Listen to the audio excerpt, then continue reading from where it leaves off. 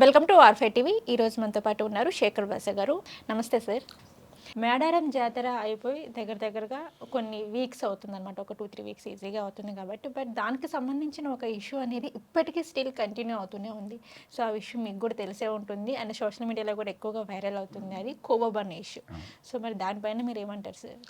కొన్ని ఇష్యూస్ ఎక్కువ లాగడం వల్ల సివిల్ వార్స్కి దారితీసే అవకాశాలు ఉంటాయి. మీకు పానీపూరి చేస్తారు కదా రోడ్లో, అవును. వాడు ఇట్ అనుకొని ఎట్ట పెట్టినా కూడా బా అని తింటాం. ఏ రోజు వాడి గురించి ఒక కామెంట్ చేయమను, లేదు చీచి ఇట్లా చేస్తున్నా, దీంట్లో అది ఉందా, దీంట్లో ఇది ఉందా, దీన్ని సేఫ్టీ మెజర్ చేసా, ఎవడు అడగడు. తోడ ప్యాస్ డాలు పోయా కదా, వాడి గురించి మనం ఒక్క మాటనం. ఎవరో చిరు వ్యాపారులు వాళ్ళు ఏదో వాళ్ళు చేసుకొని బతుకుతున్నారు. ఇష్టమైతే తిను, లేకపోతే మానేయి. పోనీ గవర్నమెంట్కి కంప్లైంట్ చేయి, ఇవి అన్హైజీనిక్ ఫుడ్, దీనివల్ల మోషన్స్ అవుతున్నాయి, పిల్లలు వాళ్ళు వీళ్ళు అవుతున్నారు, దట్ ఈస్ ఆల్సో ఓకే. నువ్వు పలానా మతస్థుడివి కాబట్టి దాంట్లో ఏదో చేసేసావు. చాలా మంది ఇక్కడ ఫుడ్ జిహాద్ అని చెప్పేసి కొన్ని ఇట్లా అంటున్నారు కదా సార్. సో దానిపైన ఏమంటారు? అది మీకు ఒక చిన్న ఎగ్జాంపుల్ చెప్తాను. చాలా ఏళ్ల క్రితం శ్రీలంకలో తమిళియన్స్, సిన్హలీస్ 2 గ్రూపులు ఉండేవి. అందరూ హ్యాపీగా బతుకుతున్నారు. ఇక్కడ తెలంగాణ, ఆంధ్ర అందరూ ఎలా హ్యాపీగా బతుకుతున్నారు అట్టే ఉండే. ఒక రోజున ఒక అపార్ట్మెంట్లోనే ఎక్కడో ఇద్దరు పక్క నైబర్స్, ఒకడు సిన్హలి, ఒకడు తమిళియన్. వీళ్ళిద్దరికి ఏదో చిన్న గొడవ వచ్చి కొట్టుకున్నారు, బాగా గట్టి కొట్టుకున్నారు. ఆ కొట్టుకున్న టైంలో బయటకి ఆ నెక్స్ట్ రోజు పేపర్లోనో దీంట్లో ఓ సుబ్బారావు అప్పారావుని కొట్టాడు అని రాస్తే సరిపోయేదానికి వీడేం చేశాడు, తమిళుడైన సుబ్బారావు సిన్హళి అయిన అప్పారావుని కొట్టాడు అని చెప్పి రాశాడు. సో ఇంకో పేపర్లో ఏం రాశారు, తమిళియన్స్ హిట్ సిన్హళీస్. ఎవడో ఇద్దరికి సంబంధించిన ఇష్యూ.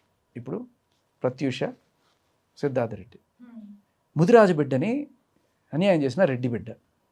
రెడ్డిస్ అందరూ బ్యాక్వర్డ్ కాస్ట్ వాళ్ళని అన్యాయం చేస్తున్నారు. వాళ్ళిద్దరికి సంబంధించిన పర్సనల్ ఇష్యూ. ఎందుకు దీనికి కులం బలుగుతున్నాం మనం? దీనివల్ల ఏమవుతుందంటే ఒక ఎథనిక్ వీళ్ళకి రేపటి అవును మనకు తెలియకుండానే వీళ్ళు ఇలా చేశారు, మన ముదిరాజు అమ్మాయిని రెడ్డిల వాళ్ళు ఇలా చేశారు. అరే వాళ్ళు ఎవరో ఇద్దరు మనుషులు, అప్పారావు సుబ్బారావు అంతే. దీనికి అది కోవా బన్ను, తింటే తిను లేకపోతే మానే, అంతేగాని అమ్మేవాడు ఎవడు, వాళ్ళ అమ్మెవరు, వాళ్ళ నాన్న ఎవరు, అది బాగుందా లేదా, క్వాలిటీ ఉందా లేదా, అంతే. దానికి ఎప్పుడైతే నువ్వు అది శ్రీలంకలో ఆ రోజున స్టార్ట్ అయిన రావణ కాష్టం పెరిగి పెరిగి పెరిగి పెరిగి పెద్దదయ్యి ఏ రేంజ్కి వెళ్ళిపోయిందంటే దేశం మొత్తం వ్యాపించింది. దేశం మొత్తం వ్యాపించడం కాదు, ఒక టెర్రరిస్ట్ సంస్థ పుట్టింది, ఎల్టీటీఈ పుట్టి ఇద్దరు ప్రధానమంత్రులను చంపేశారు వాళ్ళు. ఒక శ్రీలంక ప్రధానమంత్రిని, రాజీవ్ గాంధీ గారిని, మన ఇండియన్ ప్రధానమంత్రి. ప్రపంచంలో ఇద్దరు ప్రధానమంత్రులను చంపిన ఏకైక టెర్రరిస్ట్ సంస్థ ఎల్టీటీఈ. అంత దారుణంగా తయారవడానికి కారణం ఏంటంటే ఒక చిన్న స్పార్క్. అదేంటి, సుబ్బారావు అప్పారావుని కొట్టాడంటే సరిపోయేదానికి ఒక సిన్హలి, ఒక తమిళియన్ను తీసుకొచ్చాడు. ఇక్కడ ఒక ముస్లిం అతను, ఒక హిందూ వాళ్ళకి ఏంటిది, వేరే వాళ్ళు ఎవరు కోవా అమ్ముకోవట్లేదా? సో మనం బన్ను బాగాలేకపోతే దాని మీద కంప్లైంట్ చేయడం తప్పులేదు, కానీ మీకు అవతల వాడే మతం నచ్చకపోతే అది బన్ను మీద చూపించడం అనేది కరెక్ట్ కాదు. అండ్ ఇంకొకటి ఏంటంటే సార్, ఓకే ఈరోజు మీరు అడిగారు అక్కడ తప్పు జరిగిందో లేదో సెకండరీ, కానీ చిరు వ్యాపారాలు మీరు ఇలా అడుగుతున్నారు, కానీ అదేదో రెస్టారెంట్ని వెళ్ళి ఎందుకు అడగలేకపోతున్నారు అని చెప్పేసి కొన్ని క్వశ్చన్స్ రేజ్ అవుతున్నాయి. సో ఇప్పుడు రెస్టారెంట్లో అనేది మనకి ఫ్రెష్గా ఉండే ఫుడ్ పెడతారా అంటే అది మనం గ్యారంటీగా చెప్పలేము. మరి ఈరోజు ఎందుకు మీ ప్రతాపం మొత్తం చిరు వ్యాపారాల పైన ఉంటుంది అనేసి? ఇది ఈజీ, వాడు ఒకడే రెస్టారెంట్లో 3 మంది ఉంటారు.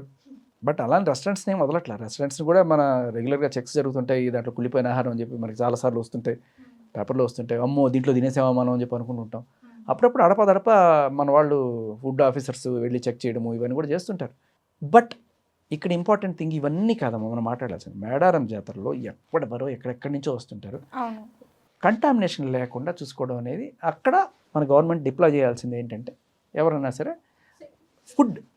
ఫుడ్ ఇన్స్పెక్టర్స్ వాళ్ళు ఇవి బాగున్నాయా లేదా, దీనివల్ల ఏదైనా సరే ప్రాబ్లం అయ్యే అవకాశం ఉందా, ఇటువంటివి చూసుకోవాలి.